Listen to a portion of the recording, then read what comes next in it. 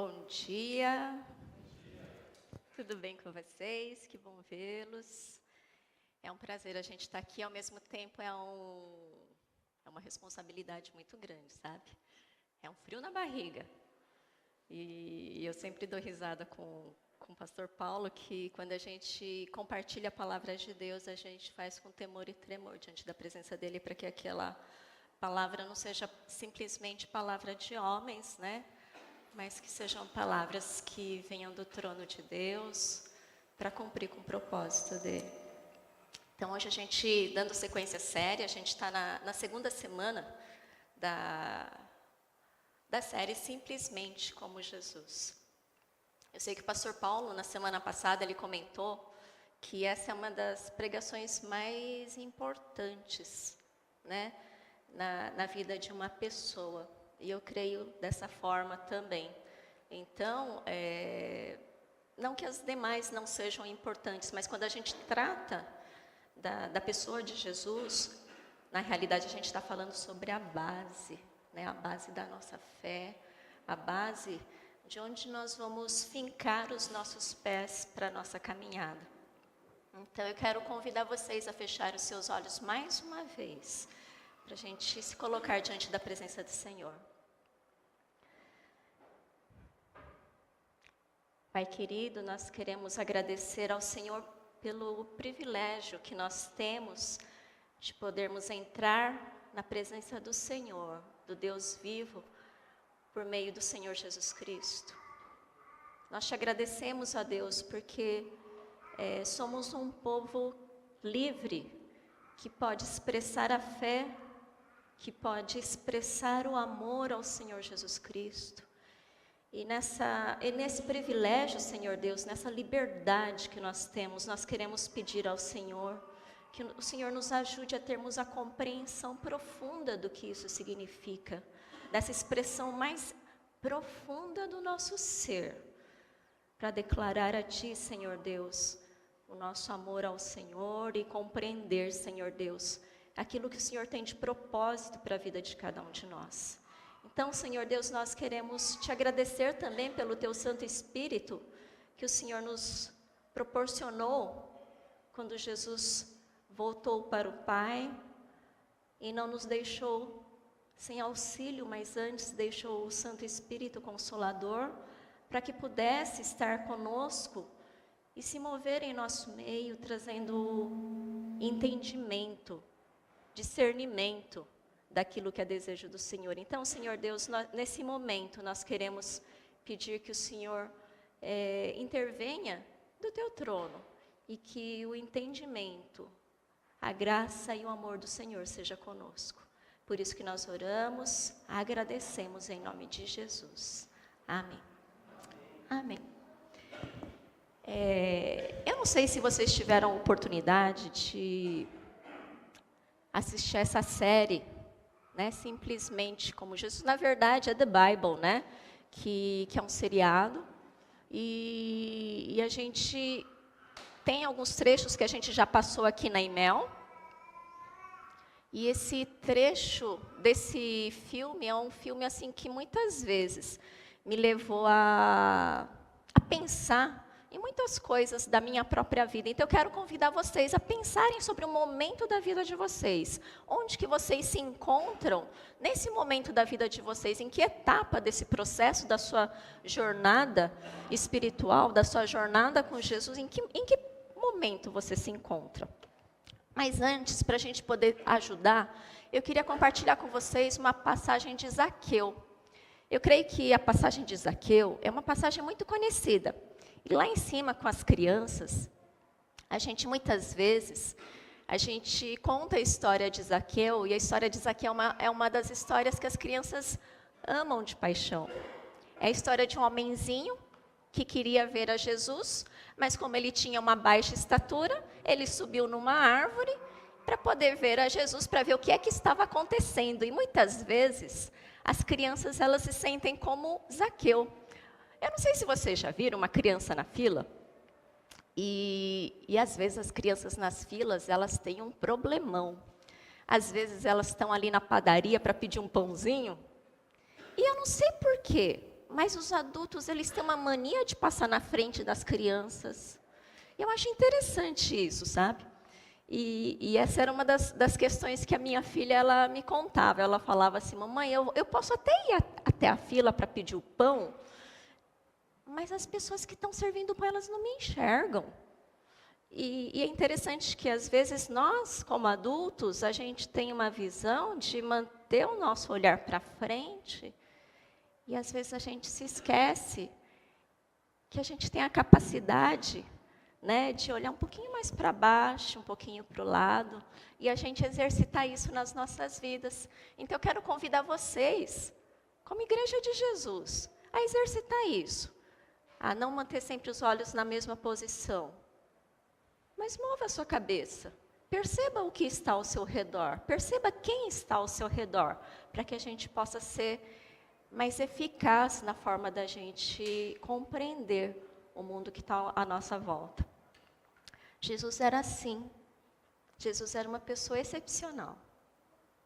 Quando ele veio ao mundo como homem, ele era justamente essa pessoa que enxergava, ele via além daquilo que os nossos olhos às vezes adultos, né, têm a capacidade de enxergar. E é interessante que nessa passagem de Zaqueu, diz a palavra de Deus, se você quiser abrir a sua Bíblia, você pode abrir, está em Lucas, capítulo 19. Se você trouxe o seu app, também você pode usá-lo. Está no livro de Lucas, Novo Testamento, terceiro livro do Novo Testamento, capítulo 19, dos versículos 1 a 10. Se você não trouxe, não tem problema, a gente acompanha aqui, tá bom? Então, Lucas 19, 1 e 2, diz assim. Jesus entrou em Jericó e atravessava a cidade. Eu não sei se vocês se lembram, mas um tempo atrás eu compartilhei sobre o cego Bartimeu. E o cego Bartimeu era aquele mendigo que ficava à beira do caminho. E essa passagem do cego Bartimeu, que Jesus curou, quando ele gritava assim, Jesus, filho de Davi, tem misericórdia de mim, era justamente um momento antes que antecedia essa passagem de Jesus por Jericó. Era a última vez que Jesus estava passando pela cidade de Jericó, antes dele ser crucificado. Então, imagina a cena. Um pouquinho antes da crucificação, Jesus estava caminhando em direção ao Calvário, mas na passagem em Jericó, ele curou o cego Bartimeu, na entrada de Jericó, e quando ele entrou na cidade, uma grande multidão caminhava junto com ele, e nesse momento que ele teve um encontro com Zaqueu. Olha só, Jesus entrou em Jericó e atravessava a cidade. Havia ali um homem rico chamado Zaqueu, chefe dos publicanos. O que significa o chefe dos publicanos? É mais ou menos isso, é o cara da Receita Federal. Ele era coletor de impostos. Então, o que ele fazia? Ele ia, cobrava das pessoas os impostos devidos. Mas é interessante que o Zaqueu, ele não era só um dos que coletava os impostos. Ele era o chefe das pessoas que coletavam os impostos. É interessante que nessa época, Israel era uma colônia de Roma. Assim como o Brasil foi colônia de Portugal, era exatamente a mesma coisa. Portugal, ele recolhia os impostos do Brasil, levava para ele e pagava a Inglaterra. Nesse caso aqui, o que acontecia? Israel pagava os impostos para Roma, que ficava com dinheiro, então, daquela região. E essa era uma região muito rica, era uma região muito abastada. Então, imagina o Zaqueu sendo o chefe, o cara que mantinha todo o poder naquela região, ele era privilegiado e muitas vezes ele recebia propina, dinheiro de corrupção. Então, essa foi uma época que ele enriqueceu muito. Então, por isso que aqui diz assim, havia ali um homem rico chamado Zaqueu, chefe dos publicanos, tá bom? Em seguida, Zaqueu, ele queria ver quem era Jesus, mas, sendo de pequena estatura, não conseguia, por causa da multidão. Assim, correu adiante e subiu numa figueira brava para vê-lo, pois Jesus ia passar por ali. Diz, os estudiosos que essa figueira brava era uma árvore, que ela tinha o tronco baixo, mas era um tronco forte, e os ramos, os troncos que saíam para sair as folhagens eram grossos também, então ele aguentava o peso de um homem. Então imagina Zaqueu subindo naquela árvorezinha ali, chegou até o topo, se enroscou ali para ele não cair e ficou esperando Jesus passar com a multidão. Foi isso que aconteceu. Em seguida, quando Jesus chegou àquele lugar, olhou para cima e lhe disse: Zaqueu, desça depressa, quero ficar em sua casa hoje. Até então, Zaqueu ele era um desconhecido de Jesus. Até o momento em que Jesus parou, olhou para cima e enxergou o Zaqueuzinho. Imagina o Zaqueuzinho ali em cima da árvore. E é engraçado que se a gente for parar para pensar, que um homem na posição dele, imagina um empresário engravatado, todo assim social, com sapatinho social, subindo numa árvore. Só que um homem pequenininho subindo numa árvore para ver Jesus. Fica esquisito, não fica? É assim, é uma imagem diferente, porque geralmente quando a gente sobe em árvore, a gente está mais assim à vontade, né? Eu não sei que vestimenta que o Zaqueu usava, mas eu fico imaginando que ele deve ter se despido do seu orgulho para poder subir em cima daquela árvore, para ele poder ver a Jesus. Ele queria ver a Jesus. Talvez nem tivesse ouvido falar de Jesus, mas ele não era íntimo de Jesus, ele não era amigo de Jesus ainda. Aí Zaqueu desceu, então ele desceu rapidamente e recebeu com alegria Jesus. E todo o povo viu isso e começou a se queixar. Ele se hospedou na casa de um pecador. Eu não vou tratar de política aqui, tá bom? Mas eu queria que na sua mente fértil, você imaginasse a situação. Imagina um político corrupto. Um cara que pega dinheiro do povo. E Jesus passa assim e fala assim, eu vou na sua casa, tá bom? Eu vou lá jantar na sua casa, tudo bem? Agora imagina vocês, pessoas que conhecem a Jesus. O que vocês iam pensar? Esquisito, né? Jesus vai comer lá na casa dele? É esquisito, no mínimo estranho, né? E foi exatamente isso que todo o povo, toda aquela multidão viu, e ele começou a se queixar, mas espera aí, ele vai comer lá na casa do pecador, e começou aquele zum, aquele tititi. Mas é interessante que, se a gente parar para pensar, Jesus ele era muito inusitado, ele era muito surpreendente. Ele sempre nos surpreendia. Tanto é que quando ele entrou em Jericó, ele levou salvação especificamente para 2 pessoas. Para o mendigo que estava à beira do caminho e para esse mega rico coletor de impostos. Ou seja, ele pegou 2 extremos, da sociedade e ele levou salvação para essas 2 pessoas na época que ele estava passando por Jericó. É interessante isso. Em seguida, mas Zaqueu levantou-se e disse ao Senhor: Olha, Senhor, estou dando a metade dos meus bens aos pobres. E se alguém extorquir alguma coisa, devolverei 4 vezes mais. Já no versículo 8, a gente já percebe que quando Jesus foi para a casa do Zaqueu, alguma coisa aconteceu de diferente. Zaqueu já não era mais o mesmo. Ele não era mais aquela pessoa que pegava o dinheiro para ele e mantinha o dinheiro para ele, que pensava só nele.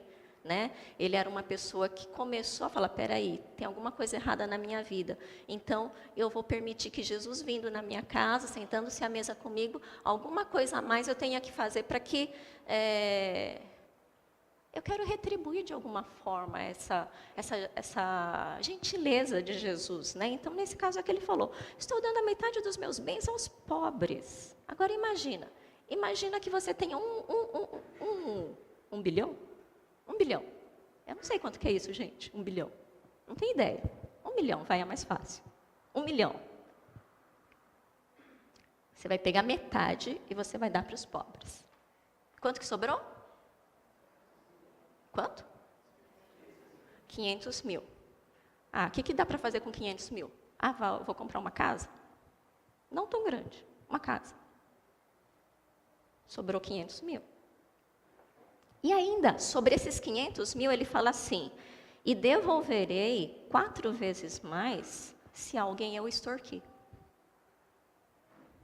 Peraí, então quer dizer que se ele pegou dinheiro indevidamente de alguém, ele vai pegar esse dinheiro dos 500 mil que sobrou e ele vai tirar e vai dar, se ele pegou 100, ele vai devolver 400 para ele? Vai sobrar só 100 para ele? Mas e se for mais que uma pessoa? Como é que ele vai resolver esse problema? Então significa que ele era um cara rico mesmo, né? Porque eu fico imaginando que ele deve ter extorquido mais que uma pessoa. E ele teve a capacidade de dizer que ele devolveria 4 vezes mais significa o quê? Que ele conhecia a lei de Moisés, ele conhecia as leis dos antigos, né? Lá do Velho Testamento. E ele falou que ele devolveria 4 vezes mais.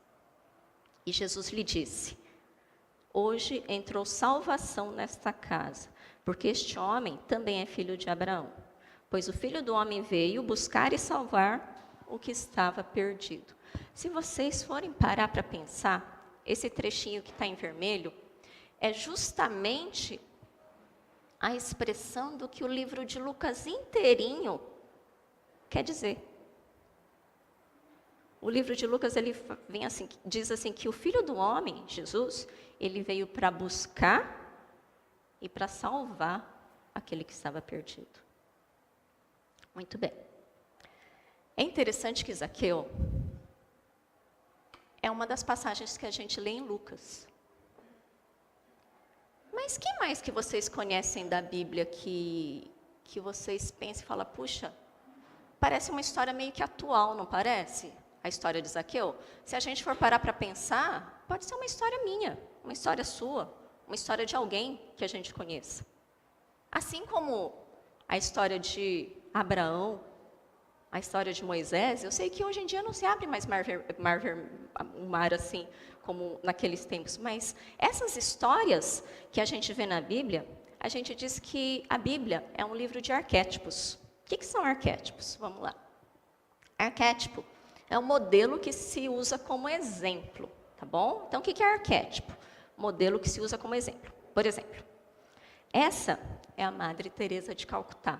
Ela dizia assim, não devemos permitir que alguém saia da nossa presença sem se sentir melhor e mais feliz. Uma das maiores enfermidades é não ser ninguém para ninguém. Tudo que se perde é o que não se dá. A falta de amor é a maior de todas as pobrezas. Palavras gentis podem ser curtas e fáceis de falar, mas seus ecos são verdadeiramente infinitos. Então, a Madre Teresa de Calcutá, ela era conhecida como um arquétipo de bondade. Ela era um modelo, um exemplo de bondade. Né? O que ela fazia? Né? Ela era a pessoa que se doava para as pessoas menos abastadas, que não tinham condições. Tanto é que ela falava assim que na verdade, ela não precisa esperar que um líder lhe diga o que ela tem que fazer. Ela diz assim, você vá e faça aquilo que você está enxergando, de necessidade daquela pessoa. De repente, você passou por alguém e você percebeu que aquela pessoa está em necessidade, se você passar direto, você não foi uma pessoa que influenciou de alguma forma a vida daquela pessoa. Então, a Madre Teresa de Calcutá, ela ganhou o Prêmio Nobel da Paz, ela é reconhecida no mundo todo, e ela é uma pessoa que é referência de bondade até os dias de hoje. Assim como Madre Teresa de Calcutá, ela é arquétipo de bondade, a gente percebe que, por exemplo, Sansão, ele é um arquétipo de força. Quem mais? Salomão, ele é arquétipo de sabedoria. E na nossa vida, você é arquétipo de quê? Às vezes eu fico pensando, eu acho interessante aquela música do Titãs, o Epitáfio.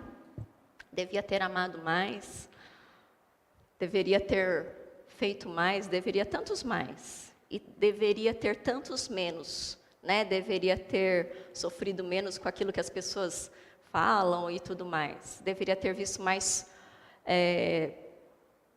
o pôr do sol e assim por diante. E às vezes na vida da gente, a gente conduz as nossas vidas de tal forma que a gente acorda, às vezes toma café, às vezes não toma, já sai direto para o trabalho, do trabalho você vai, corre, você almoça, aí você almoça correndo, aí você volta para o trabalho. Eu não estou dizendo que quem está em casa não trabalhe, tá bom? Às vezes você trabalha muito mais dentro de casa. Aí você trabalha à tarde, aí chega no final do dia, você tem que preparar o jantar, aí você prepara o jantar, aí todo mundo come, e depois de terminou de comer, arruma a louça, aí arrumou, aí vai terminar de bater a roupa, vai pendurar no varal, aí depois você lembra que você tinha que comprar tal coisa, que vai ser aniversário de não sei quem, e aí você vai rodando a vida, e aí você, quando chega quase de madrugada, você desmaia na cama. Para no outro dia você começar tudo de novo. Mas será que você está vivendo de fato? De um modo geral, as nossas vidas é assim. A gente levanta, faz um monte de coisa, de tarefas. E depois a gente vai dormir. E depois a gente levanta de novo, faz um monte de tarefas, e depois a gente vai dormir. E assim sucessivamente pela vida toda. E se chegar ao final, o término da tua vida? O que você gostaria de que estivesse escrito lá na sua lápide? Eu sei que é chato ficar falando desse assunto, mas se você não pensar sobre isso, a tua vida vai ser em vão. Porque é quando a gente está vivo que é hora de pensar sobre isso. Que legado que eu vou deixar para o mundo? Que diferença que eu vou deixar de marca para as pessoas que passaram por mim, ou para a sociedade de uma forma geral. O que você vai deixar de história? Que você lavou a louça todos os dias? Que você lavou roupa todos os dias? Ou que você bateu o cartão todos os dias no horário? Não estou dizendo que não é para você bater o cartão no horário, porque é para bater sim. Mas é só isso? Não é. E aí é interessante que quando a gente para pensar, às vezes a gente acha que a nossa vida é só corpo. E pode até ser que eu acho que eu tenha alma também. Mas a nossa tendência, mesmo quando a gente tem filhos, a nossa tendência é cuidar dos nossos filhos no corpo. Ah, tem que tomar banho, tem que alimentar, tem que vestir. Ok. Mas o teu filho não é só isso. Teu filho não é só corpo. Você pode deixar ele limpinho, arrumadinho, com a melhor roupa, com a melhor marca. Mas vai ser nada, porque por dentro ele pode estar quebrado.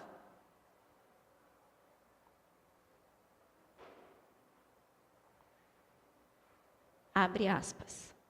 Favor comparecer urgente ao local, veículo Duster PYK 3450. Gratidão. Fecha aspas. Continuando. Perdi o fio da meada. Só que a vida da gente, a gente não pode se esquecer que não é só isso. O meu filho, ele pode ser o corpo, mas ele tem uma alma, mas ele é espírito. E o que você faz com o espírito do teu filho? Como que você alimenta o espírito do teu filho? Como que é a jornada espiritual do teu filho e a tua, inclusive? Como que é a tua jornada? E às vezes a gente imagina que a nossa jornada é uma jornada espiritual externa, que a gente vai degladiar contra os demônios do universo, nas regiões celestiais. Mas é só isso? Não. Não é só isso. Na verdade, a nossa maior jornada espiritual, ela não acontece no campo externo, ela acontece no campo interno da gente. No quem sou eu? Na nossa essência, dentro de nós, no mais profundo de nós. Essa é a tua essência. Só que muitas vezes, na maioria das vezes, as pessoas desconhecem que ela tem um espírito a ser nutrido. E muitas vezes, esse espírito, ele fica abandonado. Por anos. Por quê? Por causa dessa correria da vida da gente, que a gente acorda, faz o que tem que fazer e dorme. Acorda, faz o que tem que fazer e dorme. E o teu espírito, como vai? Como é que está o teu espírito? Você é corpo, alma e espírito. Você tem um corpo e ele tem prazo de validade. Não se esqueça disso. Às vezes a gente tem a ideia de eternidade, mas o nosso corpo ele não é eterno. Ele tem prazo de validade e vai acabar para todos nós. E se a gente não pensar em vida, o que a gente vai fazer com a nossa alma e com o nosso espírito, a gente vai estar perdido. A gente vai deixar de cumprir com o propósito da nossa vida. Porque ela é muito mais do que isso. É engraçado que todos nós, a gente gosta muito desses filmes, dessas histórias de sagas, né, de jornadas, Harry Potter, um monte de coisa assim, que tem a ver com a jornada do herói. Né? São os ciclos dos heróis, até que ele encontra uma situação que aí ele vai ter que reverter para ele vencer aquele dragão, sei lá, aquele ser do mal, até você vencer e depois, então passou aquela fase e vai para o desfecho. Mas será como é que é a nossa jornada espiritual? Hoje eu quero compartilhar sobre uma coisa bem interessante. Presta bastante atenção nisso. Olha só, não está funcionando. Nossa jornada espiritual. A gente tem alguns degraus para a gente caminhar na nossa jornada espiritual. O primeiro degrau é uma fase da inconsciência. É uma fase em que a gente passa pelo tédio, pela extravagância e pelo desespero. Peraí, Noemi, eu não estou entendendo nada. Peraí, como é que é? Eu vou explicar isso para vocês com mais detalhes, mas presta atenção nos degraus que a gente passa. Primeiro degrau, fase da inconsciência. Segundo degrau, a fase da busca. Terceiro degrau, a fase do encontro. E o quarto degrau é a fase da intimidade. O que você quer dizer com isso, Noemi? Ok, vamos lá. Inconsciência na multidão. Esse é o primeiro degrau. Essa é a fase em que o Zaqueu, ele estava ali no meio da multidão. Estava ali, no meio.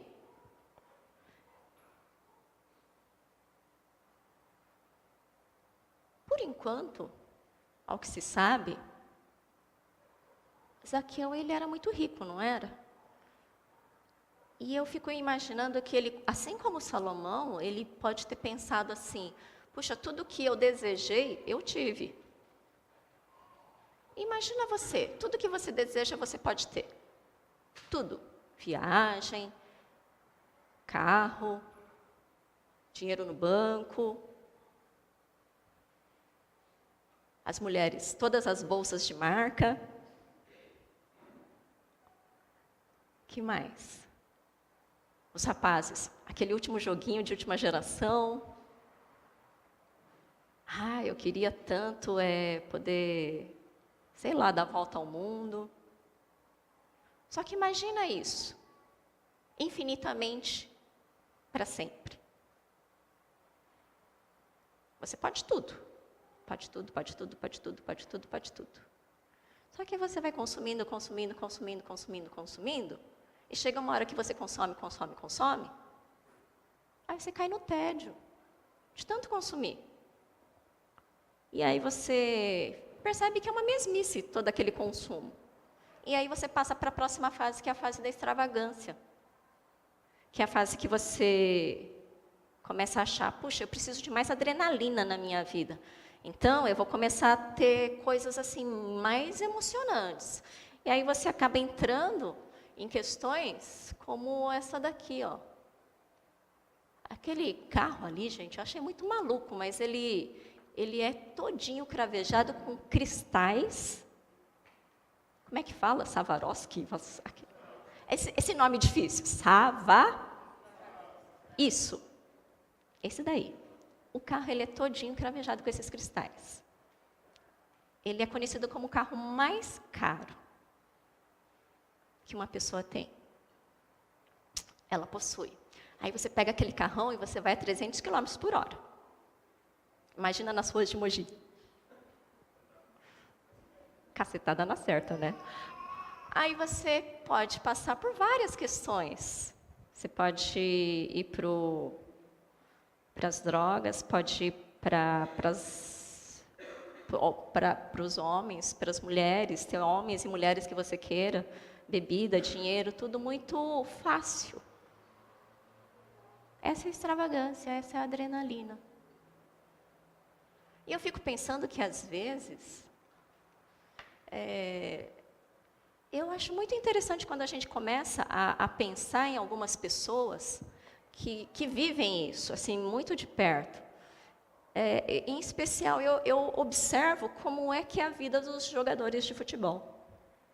Porque me chama a atenção que as crianças, de modo geral, os meninos, eles falam que eles querem ser jogadores de futebol, porque, na realidade, eles querem ganhar muito dinheiro, porque eles querem isso. E aí você olha para aqueles jogadores de futebol que já têm isso, e você percebe que isso é nada, que é vazio.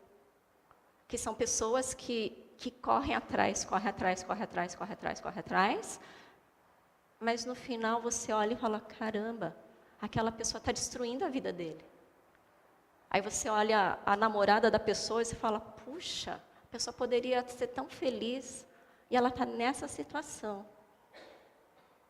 E você começa a observar pessoas que passam por essa fase de extravagância e de adrenalina e que elas percebem que esse é um vazio que se cai. Até que você percebe que você entra no vazio. E quando você entra no vazio desse looping, né? Você entra no prazer, você tem prazer, só que o excesso de prazer, ele gera tédio, e o tédio, ele passa para o exagero, para dar mais adrenalina, para a vida ficar mais emocionante. Só que se você não morre aí no meio do caminho, você entra numa fase de crise de desespero, porque você percebe que tudo é nada. Olha que interessante, que louco que é isso. E aí a gente tem alguns arquétipos de fama, sucesso, talento e dinheiro. Dá uma olhada.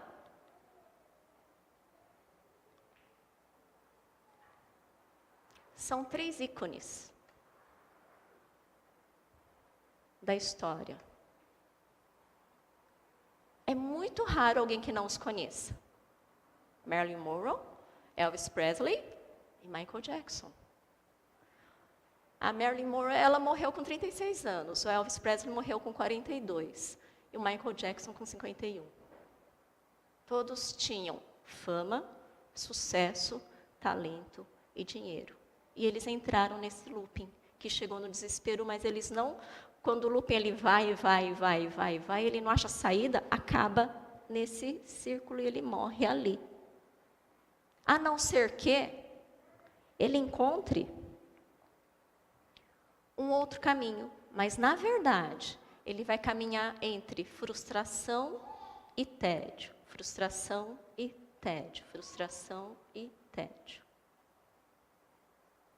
Schopenhauer, ele era um filósofo alemão, e ele dizia que a vida é um pêndulo entre a frustração e o tédio. A frustração de não ter o objeto de desejo, e quando você alcança aquele objeto de desejo, ele deixa de ser objeto de desejo para você querer um outro objeto de desejo. E aí você volta para a frustração, porque você não tem. É triste isso, não é? Mas será que não tem saída para esse looping? Como que a gente faz? Você pode começar uma busca desenfreada. Aí é uma busca pelo algo a mais. E sabe por que você está aqui? É porque você saiu do looping. E você está na busca. Por isso que você chegou aqui. Você está sentado aqui. A gente está compartilhando isso juntos. E nessa busca desenfreada, muitas vezes a gente não sabe o que é que a gente está buscando. A gente sabe que está buscando alguma coisa, mas a gente não sabe o que a gente está buscando. Por isso que muitas vezes a gente vai acabar indo nos lugares onde a gente não deve ir. A gente vai acabar experimentando coisas que a gente não deveria ter experimentado. A gente vai buscar soluções para os nossos problemas que, na realidade, eles não são soluções, mas são problemas maiores. E aí você começa a observar. Você começa a querer saber a mais. E com Zaqueu foi assim também. Ele saiu da multidão, ele subiu na árvore. Por que ele subiu na árvore? Porque ele estava na mesmice. Ele estava no tédio. Aí ele experimentou tudo que ele podia, caiu no desespero, deu o vazio, subiu na árvore. Ah, um tal de Jesus vai passar, eu quero ver. Mas ele era um desconhecido ainda de Jesus. Até que quando ele subiu, ele viu que ele estava ali e ele ficou observando Jesus. Jesus. Interessante. Até que houve um momento do encontro de Zaqueu com Jesus. Quando Zaqueu encontrou com Jesus, é interessante que muitas vezes a gente utiliza esse versículo de Apocalipse para pessoas que não conhecem a Jesus, mas na realidade ele é justamente para quem já conhece. E diz assim: eis que estou à porta e bato. Se alguém ouvir a minha voz e abrir a porta, entrarei e cearei com ele e ele comigo. O que foi que Jesus fez na casa de Zaqueu? Ele foi jantar. É interessante isso, né? Imagina você, tem uma multidão passando ali fora. Aí você não sabe quem que é o centro. Alguém fala para você, é Jesus. Ah, Jesus, eu vou lá espiar para ver quem que é esse tal de Jesus. Aí você sobe naquela árvore ali, ó, com a maior dificuldade, deixando seu orgulho de lado, sobe e olha para Jesus. E esse mesmo Jesus, ele fala para você assim, te chama primeiro pelo nome. E fala assim, ô Igor, desce da árvore, que hoje convém que eu vá na sua casa jantar, eu pousarei lá. Imagina se Jesus falasse isso para você. Nossa, minha perna ia tremer. Eu ia falar, gente, o que eu vou servir para ele? Será que ele come qualquer coisa? Será que ele é alérgico a alguma coisa? Acho que não, né? Mas o que eu vou servir para Jesus? Eu fico imaginando a Tati. O que eu vou fazer para Jesus, né? Que será que ele vai ficar feliz? Zaqueu, imagina o Iqueda lá. Ô Tati, prepara a melhor coisa que Jesus está chegando com mais 12. 12? Gente, não era só Jesus. Ele tinha os camaradas dele. E ele andava sempre com ele. Não era guarda-costas, que nem o Bolsonaro leva os amiguinhos para comer pastel, né? Mas assim, ele levava toda a galera, gente. Então, quando Jesus ele foi para a casa do Zaqueu, foi toda a galera, os 12. Eram 13 que eles estavam recebendo. Imagina 13 lá na sua sala, Tati. É uma galera. Imagina o pessoal recém-casado, né, Bianca? Casou, aí o Júnior chega assim, então, amorzinho, a gente vai receber umas visitas, tá bom, querida? Claro, amor, pode chamar. Quem é? É Jesus. Ah, Jesus! Ah! E ele vai vir com mais 12. 12! Aí a casa cai.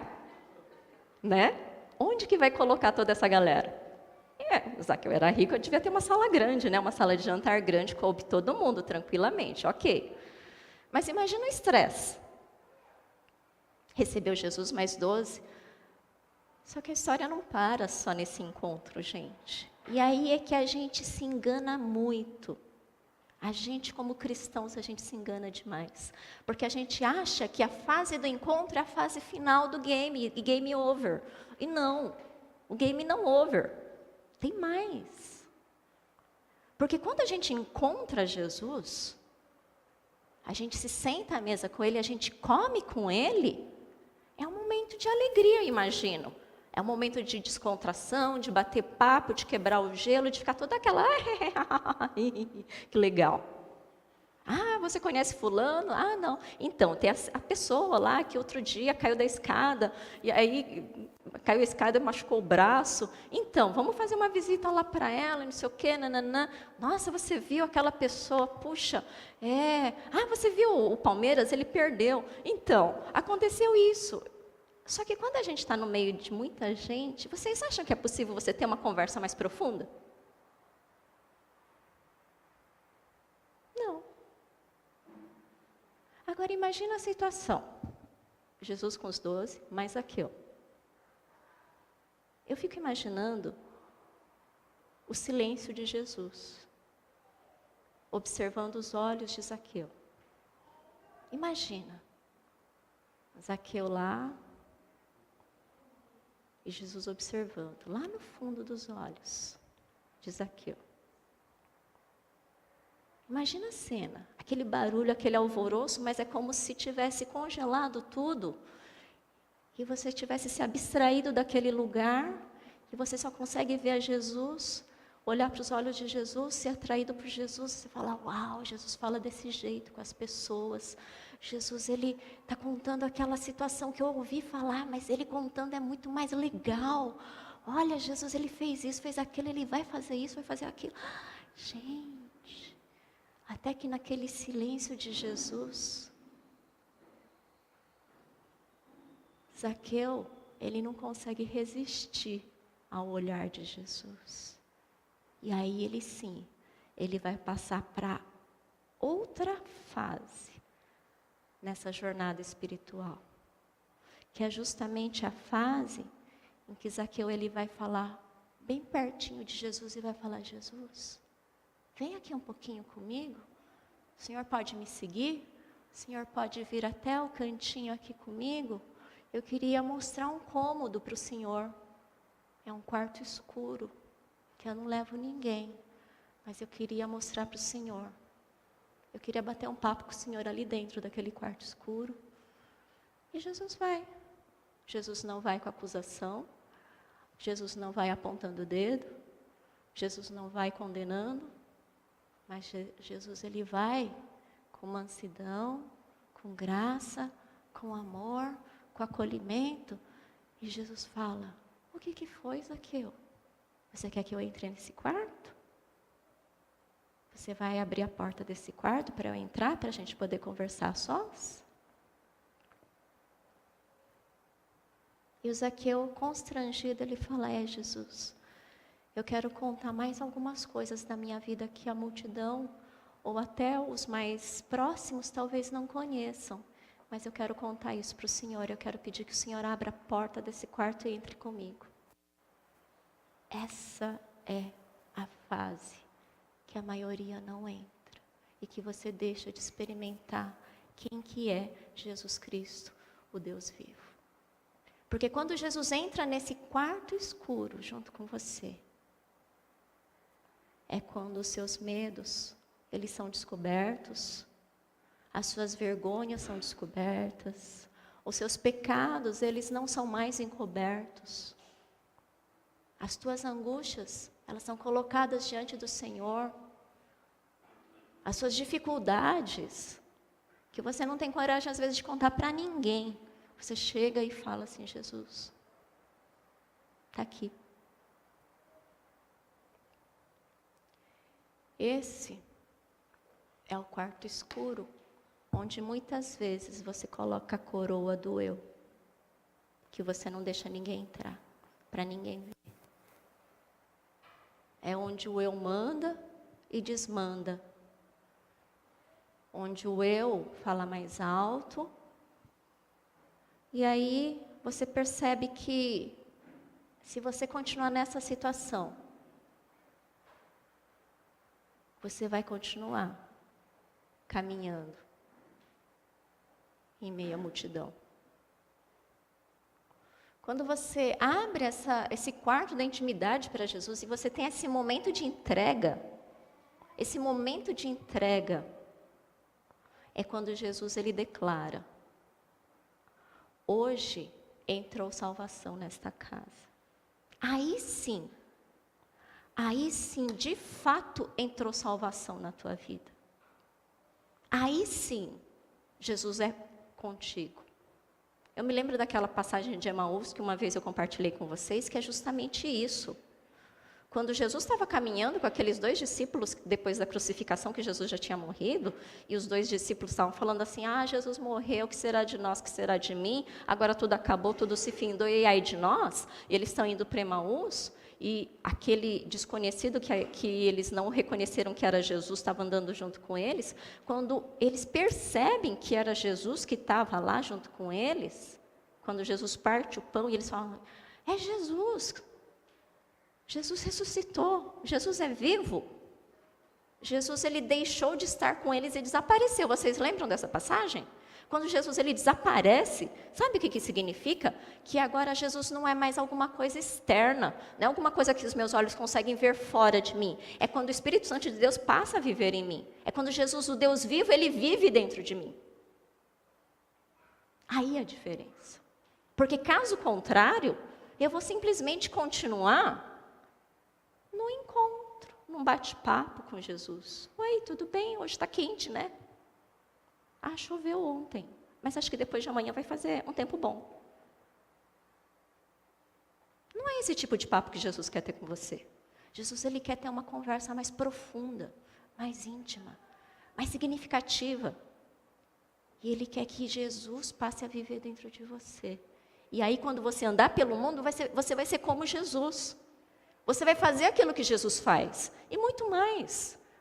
Você vai falar como Jesus, você vai olhar como Jesus, você vai pensar como Jesus, você vai falar como Jesus. Essa é a diferença.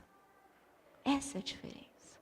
Não adianta você vir 50 anos, 100 anos dentro da igreja, ficar sentado ouvindo a palavra e ir embora. Sentar, ouvir a palavra e ir embora. Multidão. Não é isso que Jesus quer da sua vida. Ele tem algo a mais.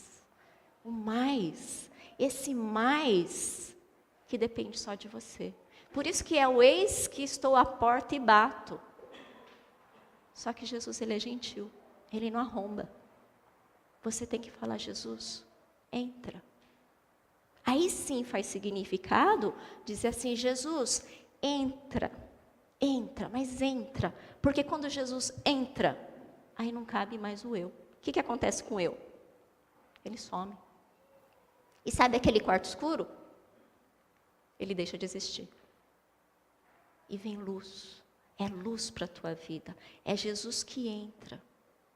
Olha a diferença. Então, nessa nossa jornada espiritual, eu não sei em que ponto que você está. Eu não sei se você está na fase da inconsciência. Que vive naquele looping do prazer.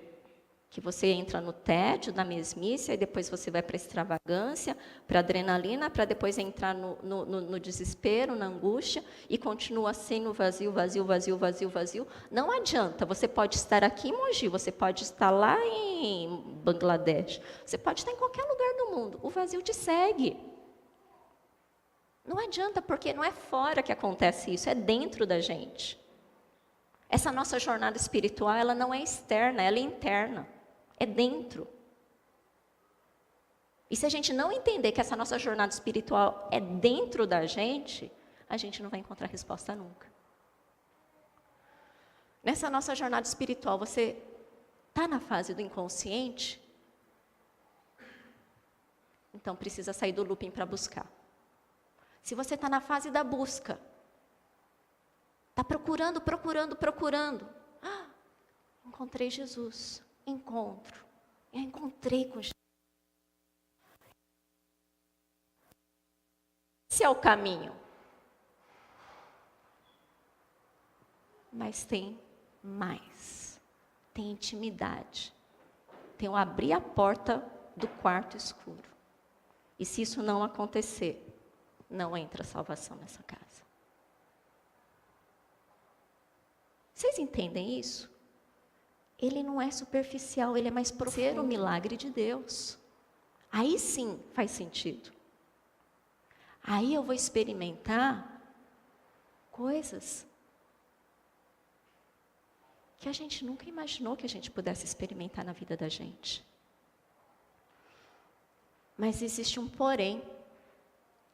A essência humana, o apóstolo Paulo, ele fala, miserável homem que sou, né? Miserável. Miserável, homens e mulheres que somos, miserável.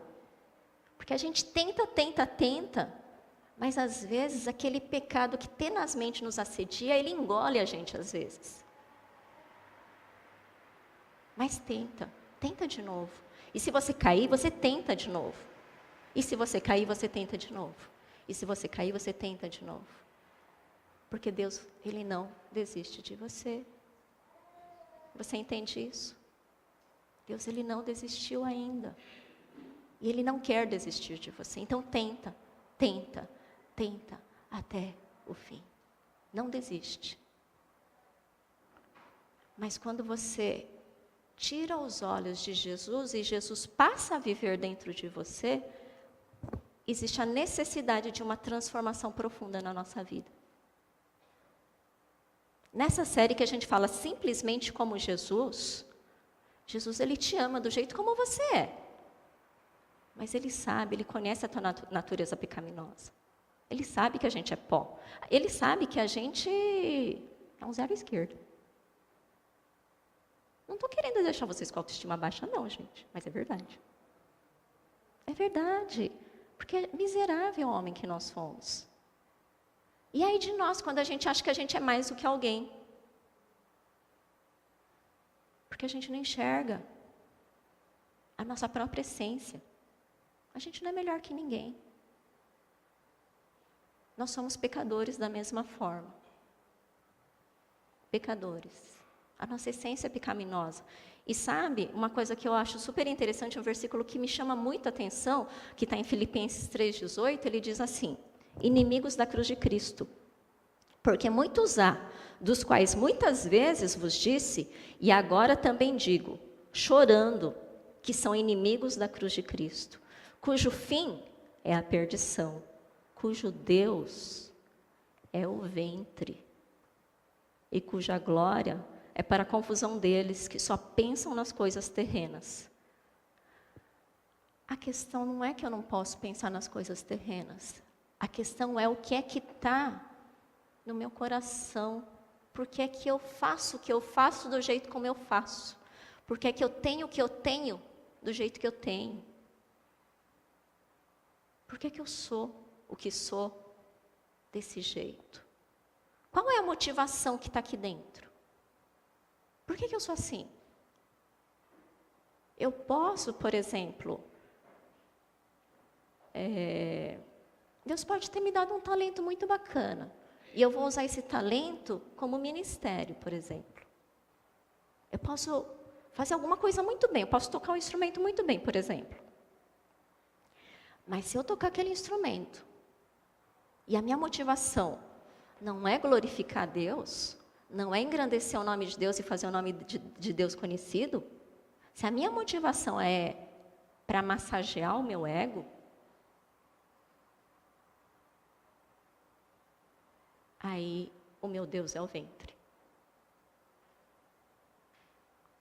Se eu sirvo as pessoas pensando que eu servindo as pessoas vão pensar de mim, nossa, que pessoa legal, minha motivação já está errada. Vocês entendem isso? Eu posso ser excelente naquilo que eu fizer, mas Deus vai olhar para o teu coração. E se Ele olhar para o teu coração, a tua oferta ela tem que ser pura. Ela tem que ser sincera, ela tem que ser verdadeira. Porque senão não serve como sacrifício.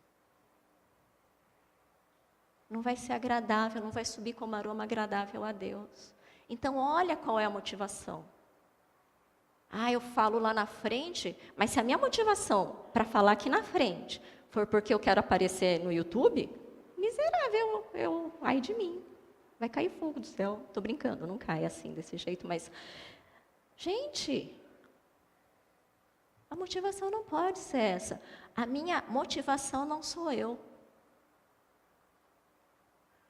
Por isso que o pastor Paulo, outro dia, ele falou da cultura do mi.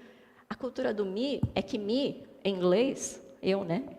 Então, a cultura do mi, é mimimi mesmo, é assim. Aí entra muita coisa que racha. Relacionamento. Racha a igreja. Racha. Não tem jeito. Eu tenho certeza que essa não é a essência de Deus. Isso não é o que está no coração de Deus. Eu tenho certeza. E Jesus te ama tanto. E o amor de Jesus, ele nos constrange. Porque apesar do jeito torto que eu sou, Jesus me ama do jeito como eu sou. Mas Ele sabe que eu não posso continuar do jeito que eu sou. E eu preciso ser transformado por meio de Jesus Cristo. É quando eu olho para Ele e falo, Jesus, esse eu que está ali trancado no quarto, ele não quer mais existir, mas eu quero muito mais.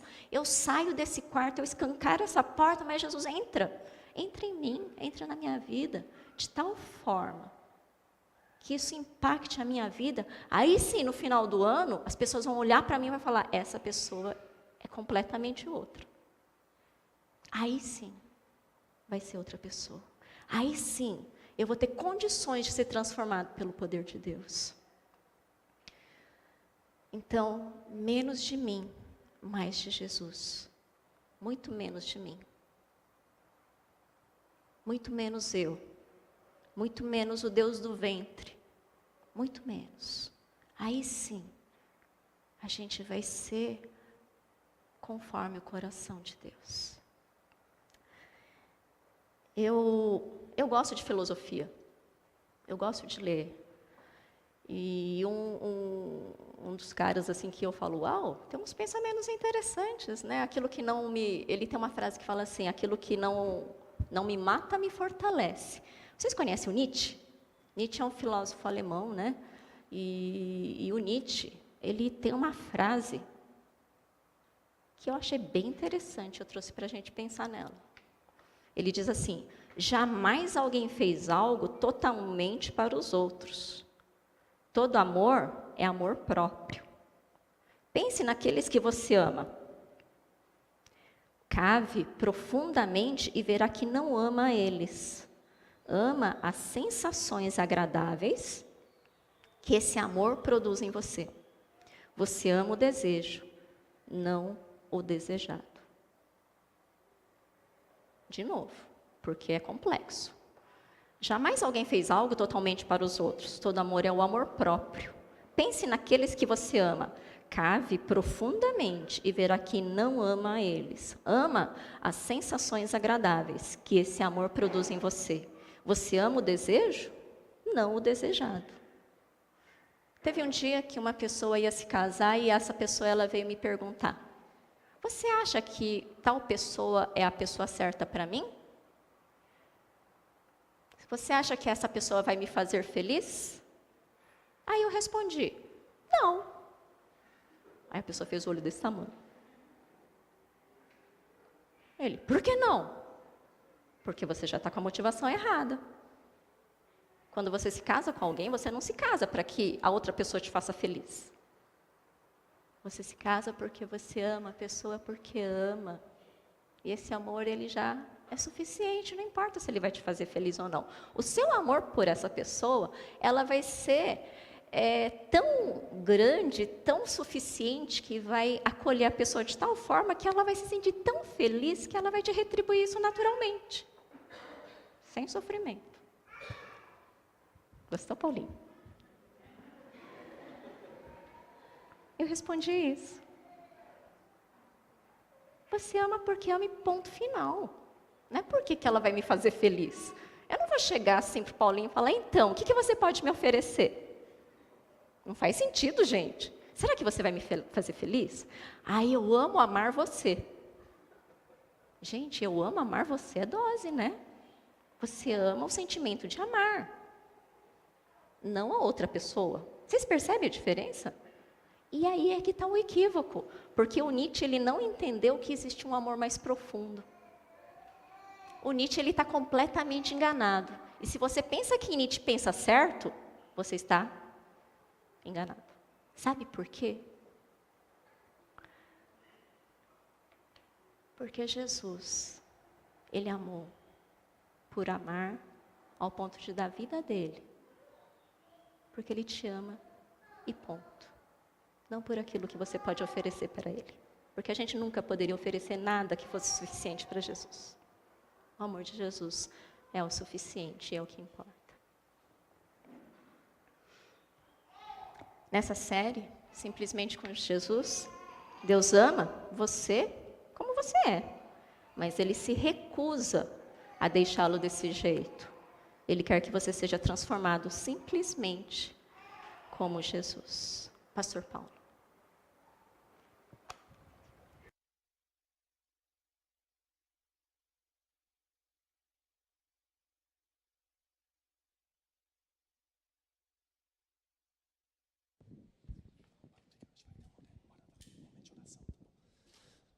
Vamos ter um momento de oração, então.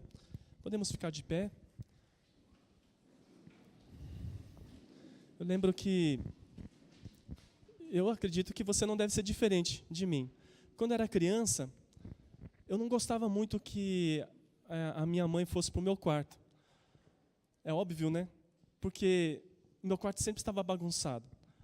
E eu não gostava. É porque assim, eu falava, se ela entrar no meu quarto, ela vai falar as coisas de mexer no quarto. Porque isso aqui está fora do lugar, porque a cama está bagunçada, porque o guarda-roupa está bagunçado. Por isso que eu não queria que ela entrasse no meu quarto.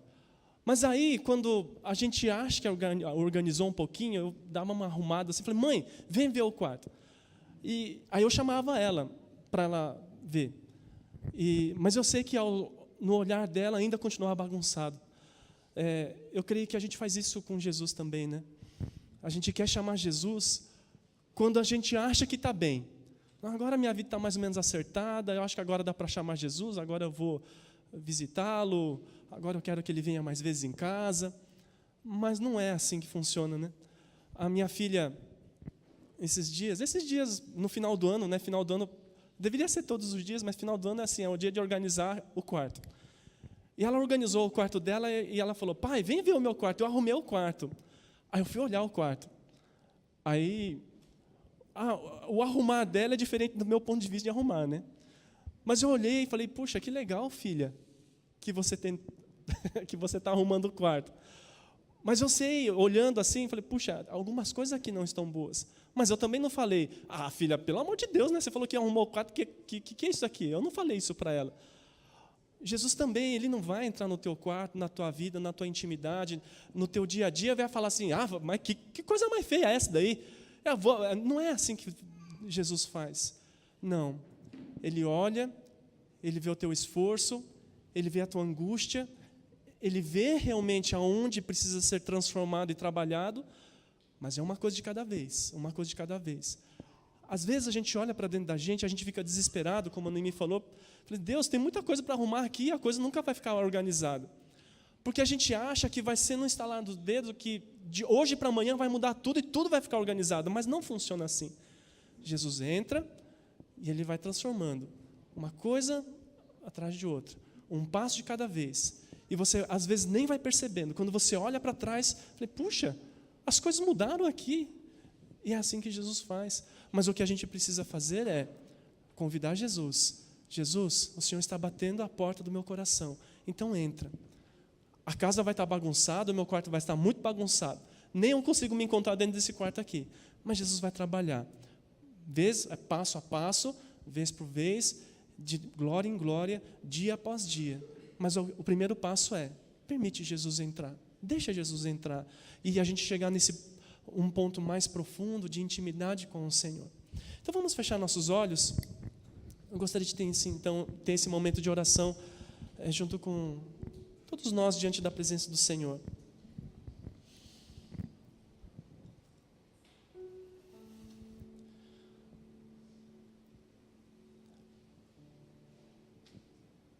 O Senhor está te convidando hoje a dar um passo para subir nesse degrau. Se você está no degrau do desespero, no degrau da falta de sentido, se você está justamente nesse ponto em que você se esforça para conquistar algumas coisas, mas estas coisas te trazem tédio, te trazem frustração, eu quero te convidar a dar um próximo passo, subir ao próximo degrau. Tenha a oportunidade de conhecer mais sobre Jesus. Você tem a oportunidade de dar um passo para conhecer a Deus. E se você já ouviu falar dele, e se você já está o buscando, tenha um encontro com Jesus. Dê um próximo passo. Se renda a Ele.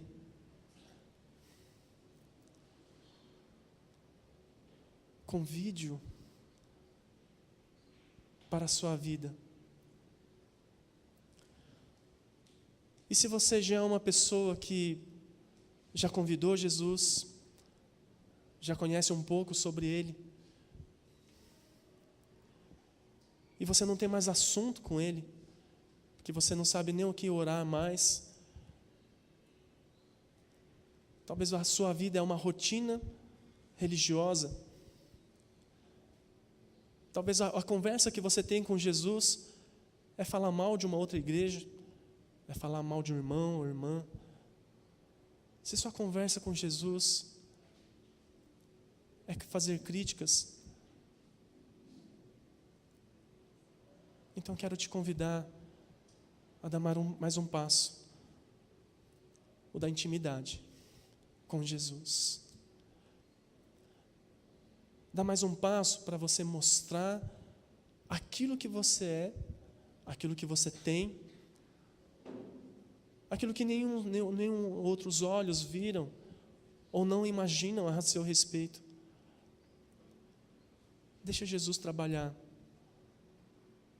nas áreas mais profundas da sua vida.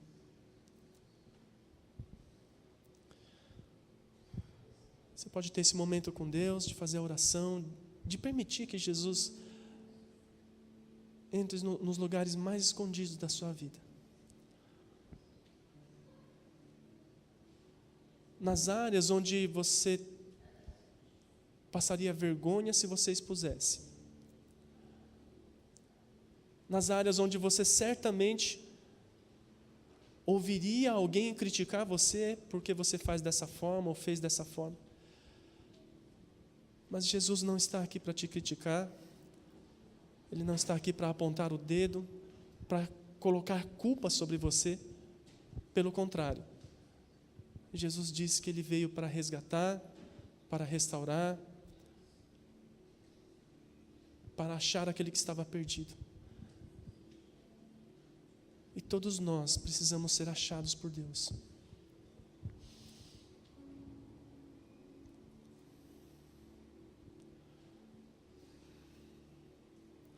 Senhor Jesus, nós queremos te agradecer, porque o teu amor não é falho como o nosso.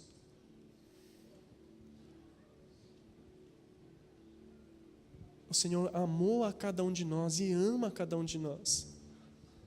O Senhor nos recebe e nos aceita e nos abraça como nós somos e como estamos. O Senhor não faz distinção se fazemos certo ou errado para nos acolher. Isso é o teu amor por nós. Mas o que nós temos aprendido do Senhor é que o Senhor não quer nos deixar da maneira como estamos, mas quer nos transformar. Então, Senhor Deus, hoje nós queremos te convidar. Nós queremos pedir ao Senhor, entra nas nossas vidas, nas áreas mais ocultas da nossa vida.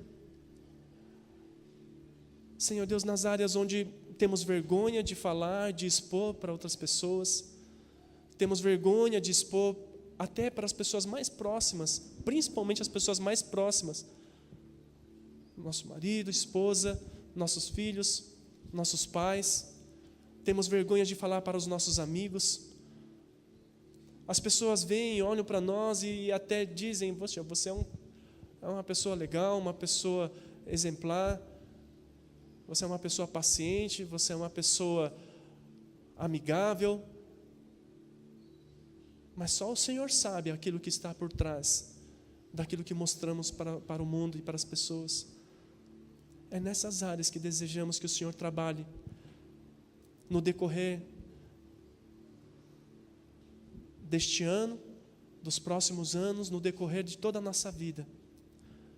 dia após dia, de glória em glória, queremos ser transformados à semelhança de Jesus. É o que nós oramos e pedimos. Perdoa-nos, ó Deus, pelos nossos pecados, que temos vergonha de citar, mas nós não queremos mais deixar de falar contigo a respeito da nossa intimidade, dos nossos pensamentos, das nossas falhas, das nossas loucuras. Deus, perdoa-nos, tem misericórdia de nós e ajuda-nos, ó Deus, a sermos transformados em Tua semelhança. Assim nós oramos e agradecemos em nome de Jesus. Amém. Amém. Pode se assentar?